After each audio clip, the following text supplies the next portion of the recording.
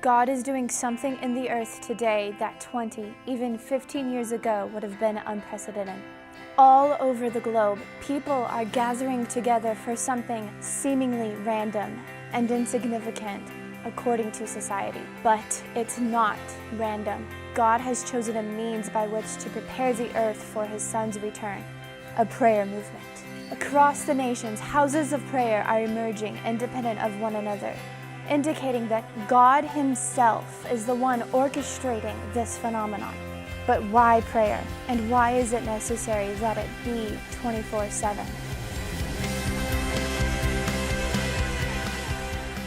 Nine-day prayer.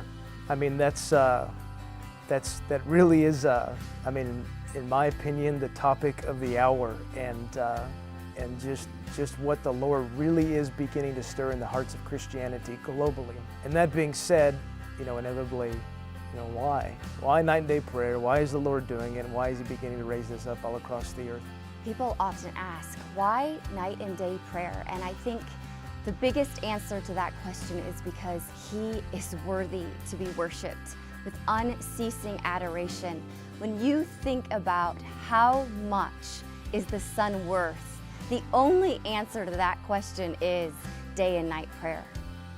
It's interesting, we are very familiar with the 24/7 culture. We have Walmarts and fast food and Walgreens that stay open night and day because I have needs that are required to be met through the night. But when you ask someone, isn't it not just a little much that we would worship day and night?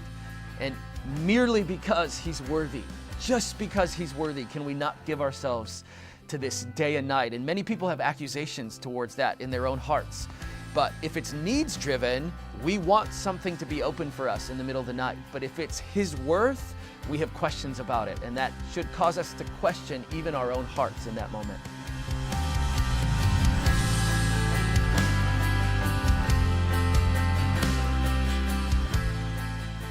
The praying church and who the praying church is called to be is it's meant to be a people that come together, worship Jesus, and live a lifestyle that talks to Him and takes the time to talk to Him. Just think, what glory is ours that God would call us to be able to do this full time. What a joy to actually get to be with Him in His courts, before His face, gazing on Him day and night.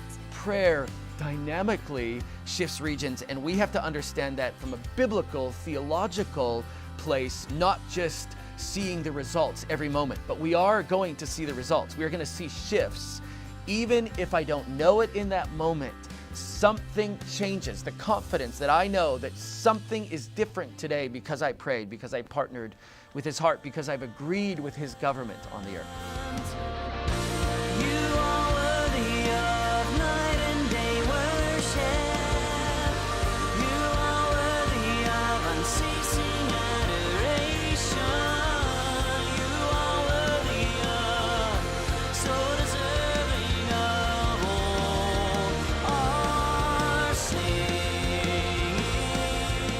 Matthew 6, when Jesus taught us to pray, He said, "Let your kingdom come, let your will be done on the earth as it is in heaven." See, Jesus isn't actually in heaven. He's not making wrong things right.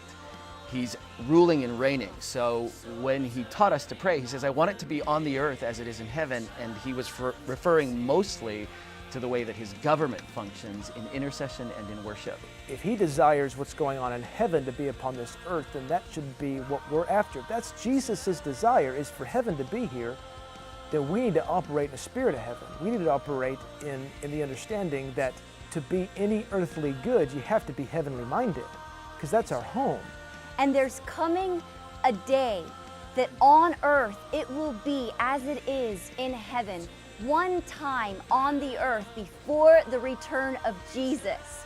We will see in time and space across the globe a generation entering into unceasing adoration of the man, Jesus Christ.